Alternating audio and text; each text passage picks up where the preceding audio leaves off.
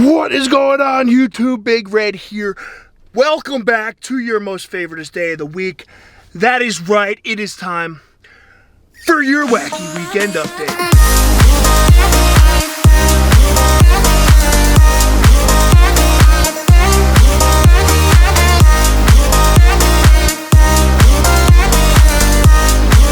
Now, yes, for those of you wondering, I have made it back from Disney. Sad but true, I'm here.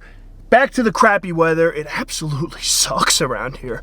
I'm not gonna lie to you folks. This is awful. I come back, it's like 40 degrees, winds whipping all over the place. I mean, it's just not okay. Nonetheless, I am back, and this week I have 3 articles for you. That is right, 3 of them.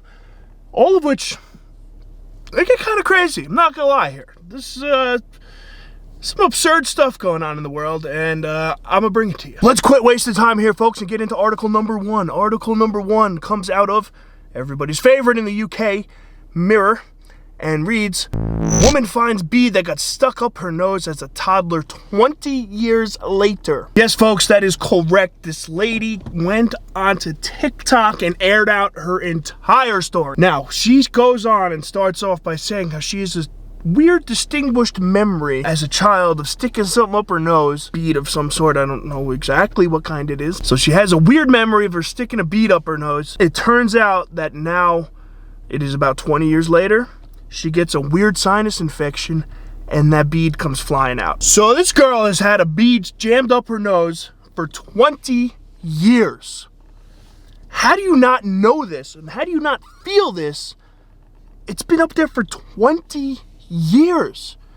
You just can't assume stuff is out anymore. It's like, actually, you don't go up there and check. And not only that, like, I think she got sick. She got like a sinus infection or something from this, and that's how she figured it out. But like, is this your first sinus infection in 20 years, lady? What's going on here? It's actually crazy to me that it took 20 years and a crazy sinus infection for this thing to come flying out. Couple of pointers on this here. Number 1, did her parents just not care? Like, all right, toddler sticks something up their nose. I'm pretty sure you're gonna go up there and find it and take it out. You know, after you search for a while and you can't find it, like you don't maybe go get it looked at?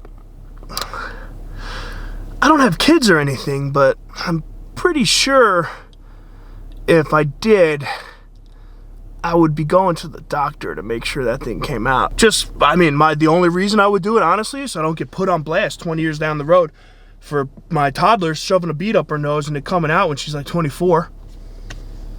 That's really the only reason I would do it. I'm not even lying about that. But for 20 years, this girl's parents didn't give a crap. She didn't care. She didn't know what was up there. She couldn't get it out. I'm oddly curious to see what it looked like when it came out. Like, was it just like an alien thing, like where it's just engulfed in mucus and pulled out? I don't remember if it said that how she got it out or why, if she had to like go to the doctor. I don't remember. I'm not gonna lie to you. I can't remember that much. I am more mind blown that this thing was up in this girl's nostril for 20 years and just now she's getting it out. Blows my mind. Absolutely blows my mind. On now to article number 2. Article number 2 comes out of NPR and reads, "Canada taps into strategic reserves to deal with massive shortage of maple syrup." This is it, folks. Things are getting so far out of line here. Canada is running into maple syrup shortages. If this doesn't raise some eyebrows, I don't know what will. What will? What will wake everybody up? Okay? I think a shortage of maple syrup in Canada is exactly what should wake this world up. Why are they tapping into their reserves? There should be no need to.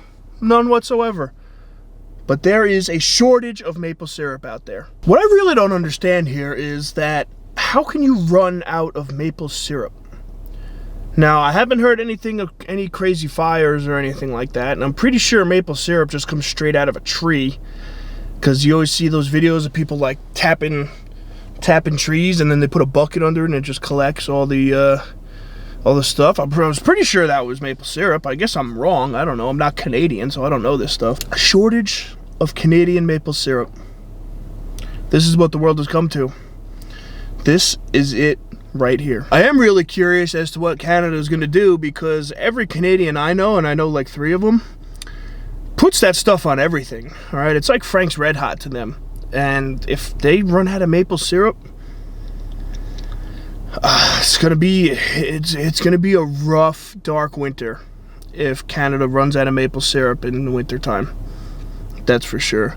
But I hope that Canadians are resourceful enough, and most of them are, because they're all like outdoorsy people for the most part anyway. They could go out, tap your own tree. Still have no idea if that's how maple syrup is made, but if it is, go out there, jab a tree, collect your own syrup, because right now your country is going into its national reserve for it. So I don't know what to tell you. On now to the third and final article of the day. This one comes out of the HuffPost and reads, Snowstorm forces customers' staff to sleep overnight in an Ikea. Now, this right here is probably the craziest story of the day.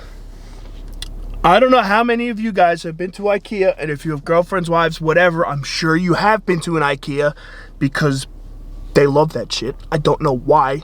Everybody loves Ikea so much. I personally, their stuff is made like crap. My fat ass can sit on anything made from Ikea because it just explodes into pieces of timber. So just know that I feel for you guys out there if you have been to Ikea, because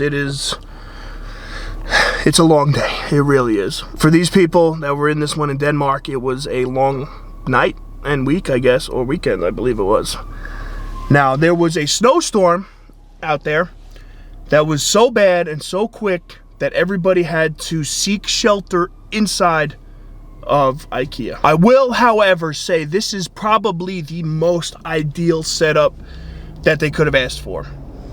If you're going to be snowed in anywhere, I believe that being snowed in at an Ikea is probably top 3 places you could get snowed in. And when I say top 3 places, I mean number 1, obviously, being snowed in your house. Number 2, being snowed in a Costco or a BJ's, and then number 3 is Ikea. So for number 1, you're already home. You got nothing to worry about. Hopefully you stocked the fridge. Hopefully your heat works. You're good to go.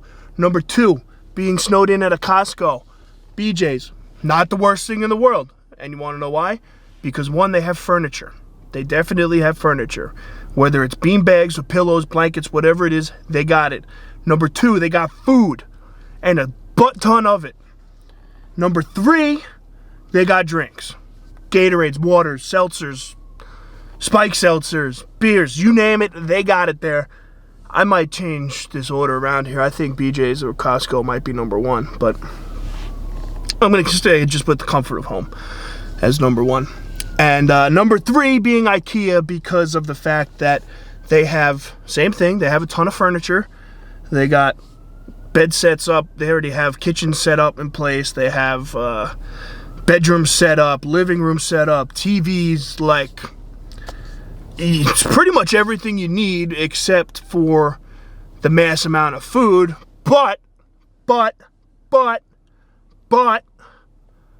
they're Swedish meatballs. If I'm snowed in there, that dude better be firing up that grill and pumping out Swedish meatballs from there. Because if you've never had the Swedish meatballs from Ikea, you have not lived life. You have not lived until you've had them. I don't know what they do, what it is, however it works, but their Swedish meatballs are absolutely fire. So for these people, I would say, I guess maybe it could be a shittier situation to be in, and have them, you could be caught in a snowstorm someplace else. But these guys got stuck in Ikea, and sadly, that would be probably my biggest nightmare. Because not only that, then I just know she's going to want to buy everything that's in there, and I don't got time for that. So folks, that right there wraps up your Wacky Weekend update. All right, we have maple syrup shortages going on in Canada. People locked in an Ikea during a snowstorm. Very, very unfortunate. And we got some girl that pulled a bead out of her nose that's been jammed up there for about 20 years or so. So hopefully my Canadians are nice and resourceful and have their own ways of getting maple syrup.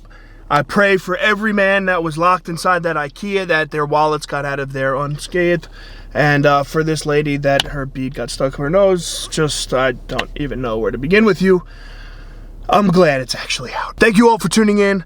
I hope you enjoyed. Please make sure you like the video, subscribe to the channel, turn on those post notifications so you don't miss anything that's going on around here. And if you're watching this live on Tuesday right now, go ahead, check out the Red Hair Don't Care podcast. It's going to be a good one. I can promise you that. And make sure you go click the link below that I put up for our merch sale. All right, little Red Hair Don't Care shop is up. Go buy stuff. Support your favorite gingers out here taking over the world. I love you all, and I will see you on Thursday for another vlog. Bye.